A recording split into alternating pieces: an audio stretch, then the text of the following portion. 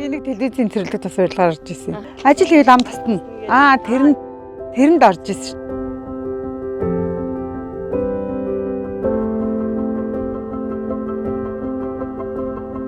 Би Санхай Архын дөрвийн 31 дугаар хороонд оршин суудаг. Оюун цэцэг.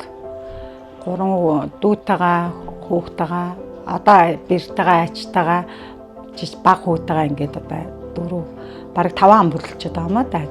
Анх энд газар аваад хашаа ирээд 10 бараг 6-7 жил болчихж байгаа юм биш үү. Коронавигийн дараа шууд байшингаа барьж эхэлсэн. Байшингаа барьгээд хүүтэй барьсан байшингаа жоохон удаан хугацаа урт хугацаанд барьсан л да. Нэг 3 жил шахуулсан. Одоо бол үйл хөдлөлтөй болчихлоо.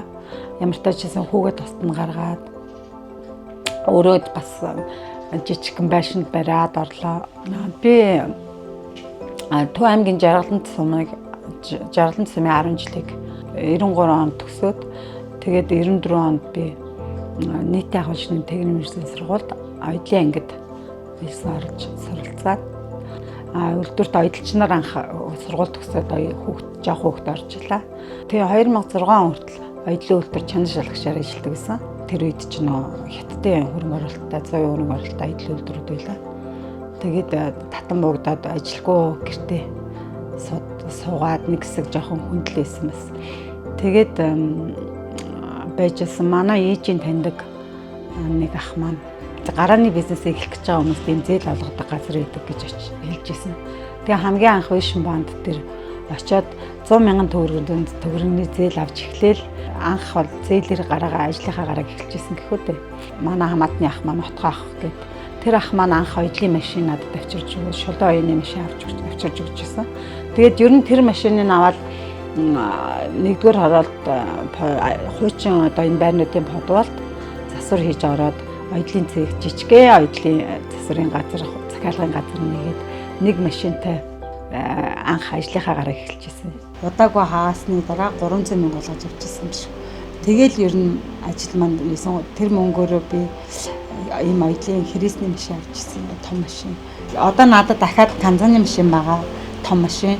Тэгээ энэ жоохон жижигтэй би канзаныхаа машиныг би авчираг байгаа л да. Тэгээ гэр дахиад нэг ийм юрдийн машин байгаа. Дээрээс нь зээл яаж авч нөгөө зээлээ яаж зарцуулах энд талын ер нь санхүүгийн мэдлэг бол бас Vision Band-аас эхэлсэн л гэж өөрөө дотроо бодож баярлж явдаг. Хуримтлал хийж мэдтгүй анхантаа бол ер нь бас мэдхгүй шүү дээ бид нар чинь. Тэгэл олуулаач хэлгүй ингээд дандаа хэрэглээндээ таараад яваад идэг. Vision Band өөрөө нөгөө зээл анх авахаар хадгаламжинд заавал нөгөө хуримтлалын данс гэж нийлэгдэг байсан. Би ер нь тэрнээс л хуримтлалтай болох нь хэцүү юм байна гэж анх бодсон да. 17 оноос юм байна. Өдрийн хуримтлал хийж эхэлсэн. Тэгж хуримтлалынхаа мөнгийг ер нь үйл хөдлөлтөй болсон хуримтлал хийснээр. Одоо энэ манай хүүгийн байшин, хүүдээ коронавигийн дараа эхэлсэн байшин маань байшинтай болоод хүүгээ тусад нь гаргачаад түрээсийн байранд ерөнхийдөө би 10 жил амьдарсан гэдэг юм лээ. Дараа гоё ялгчнаа моцод тариад гоё ялчна. Ер нь их юм бодож байгаа. Дотор засал нь ерөөсөө үлдчихээ дуусчаад идэг дотор заслаа хийлгэж амжихгүй байсраад нодлон нөгөө нэг Vision Band-аас 15 сая төгрөгийн зээл авч дотор заслаа хийсэн байгаа. Хийгээд хүүхдүүд маань орсон. Тэгээ хүү маань одоо эхнэр хүүхдтэйгээ цуг амьдарч байгаа. Одоо саяны энэ миний энэ 6 сарын 5-нд эхэлсэн байшин жижигхэн байшин маань энэ 6 дөрөвтөө дахиад 1 сараас би нэг өдрийн 5,000 төгрөг татуулж ирсэн. Хуримтлалыгээд.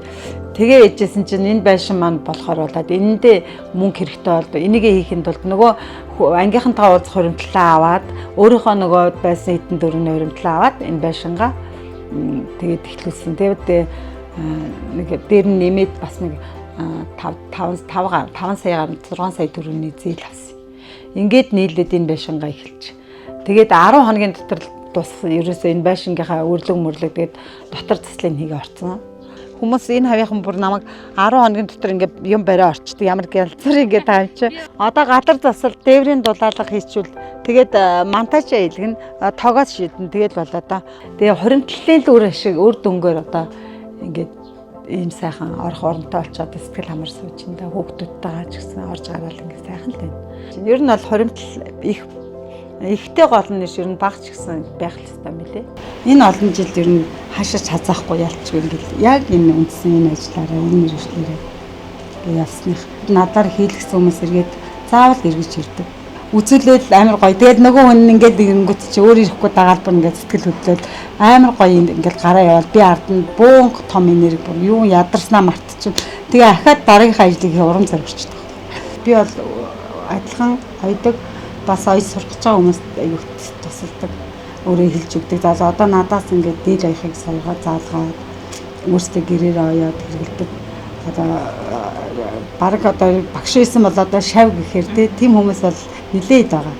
2018 оноос анх дэлхийн зүйн сайн дурын ажилтангаар бүртгүүлээд орж исэн. Хорооныхоо эмзэг бүлгийн айлуудын хүүхдүүдэд тус нэмэр болох зорилгоор тэгж сайн дурын ажил хийдэг. Ажлаа зохицуулаад явна ш тийм ажилд бол тэгэл ямар сэндэл коронавиг үед тийм ажил явах юм би хизээнийг өгөөд очсон айлуудаар чи хизээний ороод ингэж явсараад би одоо нийлээд 20 жил дараг тий 20 жил одоо ойдлоо игээд ингээд явж байна. Ахаад өөр ажлыг ихээр ерөөсө санаад бохгүй юм чи. Төлөвлөгөө маш их юм бодоол байгаа. Ерөнхийдөө ийм массын ажил өрөөгөө томсгоод гоё тийм доктортай дээрэс нь төрөөс багтай тийм боломж олдох юм бол машинуудаа нэгтгээд тэгээд массын ажиллаад хүн бас давхар ажилгүй байгаа хүмүүс бас тийж цалинжуулаад ерөнхийдөө ажиллуулахтай боломжтой. Тууштай яг өөрийнхөө эзэмшин мэргэжилтэд яг эзэн байж чадхал юм уу энэ амжилтанд өөрийнхөө эзэн нээж чадах юм л гэсэн үр дүндээ хүртэл гэж байна.